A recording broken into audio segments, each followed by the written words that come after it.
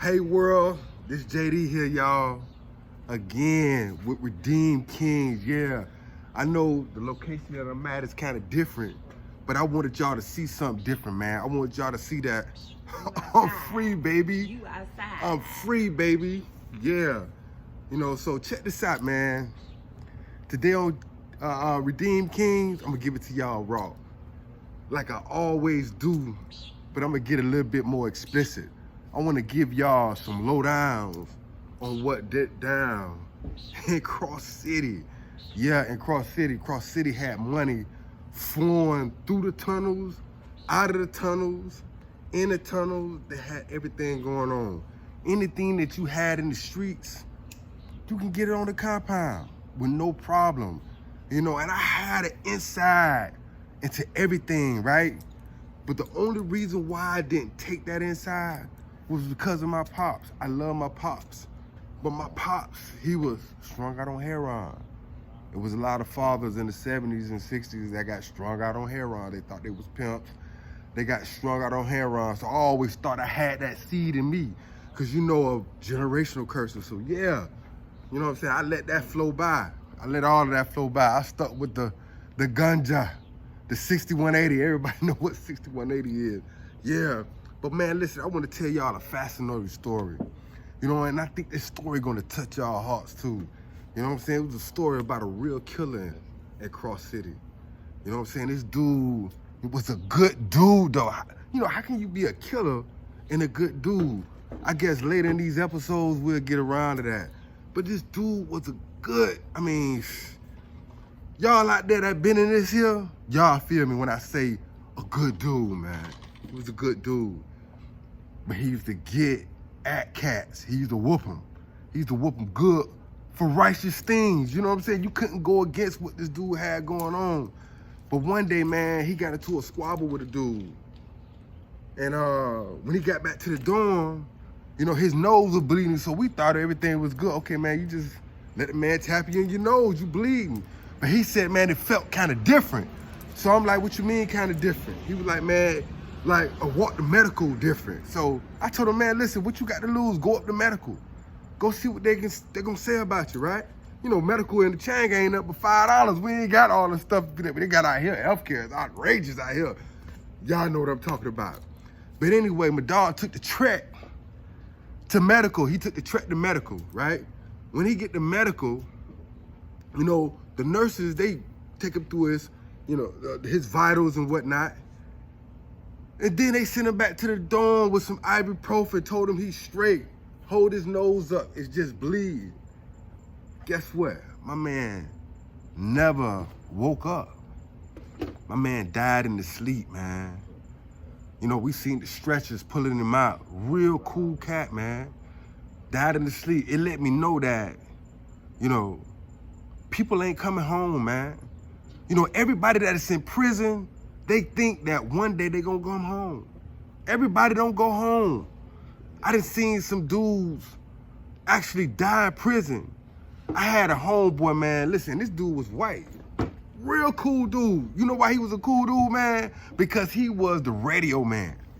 The man fixed everybody's radios on the compound. I'm talking about you could take a pile of scrap and throw it on his bed. And man be like, man, I got 5 suits. Dude to say, okay, kick them 5 suits to the side and let me do my job, right? He'd get on the radio, next thing you know, you got some digital junk hooked up. Yeah, this is how good this dude was, right? So this dude that was my friend was one of my close friends, because I can come down there and talk to. I ain't had no problem throwing some soups on this dude bunk or some cookies to make sure this white, the old man was all right, because he took care of everybody in the dorm. Another situation happened involving medical again. This dude's stomach swole up. And I told him, I said, man, listen, man, your stomach is extending, man. You need to really go down to see medical. And he went down there and seen them, and they told him everything was all right. Sent him right back to the dorm. He died. You see a rhythm and roll coming around on this? Yeah. Let me tell you something, man. I thank Abba, Yahweh, however you want to call or describe him for keeping me. Cause don't I look healthy? Yeah, I got the bald head, but I'm a healthy young man. Yes, I am. I look good. But man, death after death after death at Cross City. Hey, listen up. Look it up if you don't believe me. Look it up. You know what I'm saying? But listen to me. Let me tell you something. All these camps that I'm talking to y'all about, you feel me? This stuff going on in other states as well. You know what I'm saying? So Florida, don't get mad. You know what I'm saying? Your camp ain't your state ain't the only state that these boys is getting it down with. You know what I'm saying? I shout out to all them boys out there that's struggling to survive in the chain gang, because it's a world within the world. Absolutely. And this world within the world, you gotta get it right. This world within the world, you gotta get it right. You gotta stay on what you got going on, or you ain't gonna make it. You know what I'm saying? You ever heard of that saying, man, you gotta fake it to make it? You know, faking to get you killed up in there. Absolutely. Faking would get you killed up in there. But let me tell you something, man. I always talk about, you know, the crazy stories, you know, but I ain't never told y'all, you know, one of the craziest things that I ever experienced in the chain gang. And it wasn't at Cross City. It was that beautiful paradise, South Bay. Yeah. One of the craziest things that I ever experienced. Now, I know it's gonna be some different opinions in the story that I'm about to give y'all, but hey, you know what I'm saying? I'm gonna let y'all decide everything, right? I'm gonna let y'all figure this thing out for y'allself, okay? Now check this out. You know, everybody that ever done time in Florida or knew somebody that done time in Florida know what time it is with Charlotte CI. Charlotte CI is where all the bugs are at.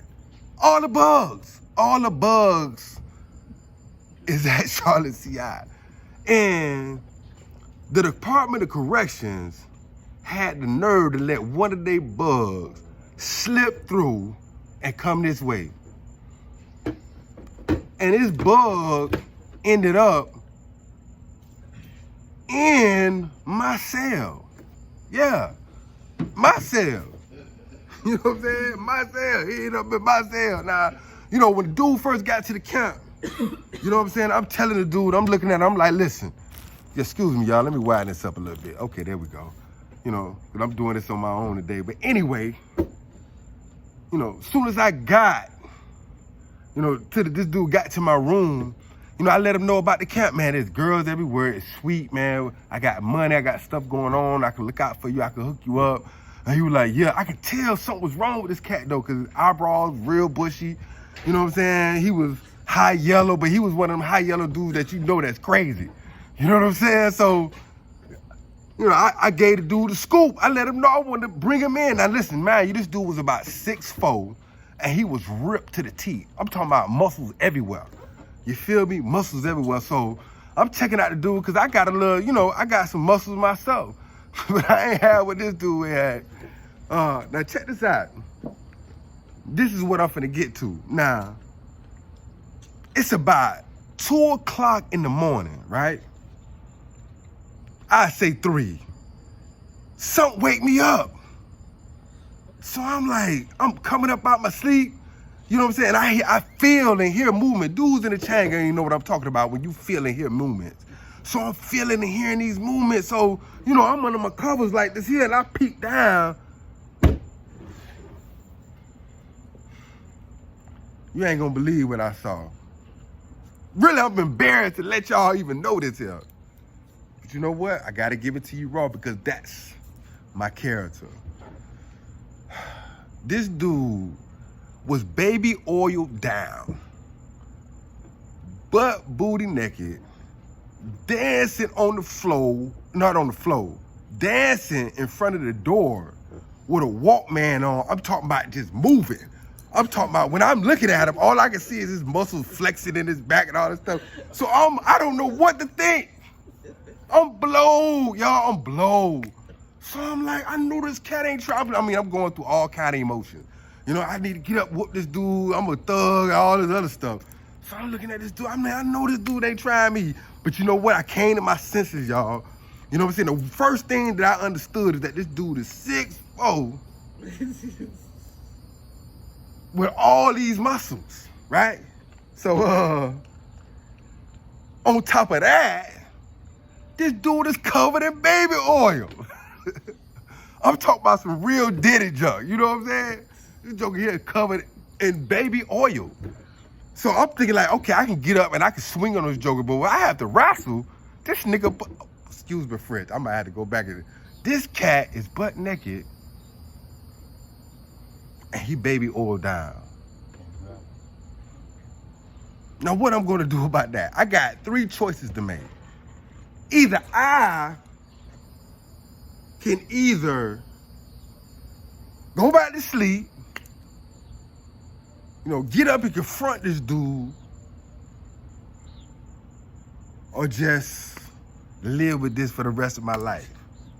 And you know what? I made the choice to get out the bed. What did y'all think I was gonna do? Y'all think I was gonna stay up under the cover? No, this is JD. Now check this out, man. I did consider everything else. The baby oil, the 6'4", the muscles, the whole 9 yards. I considered all that.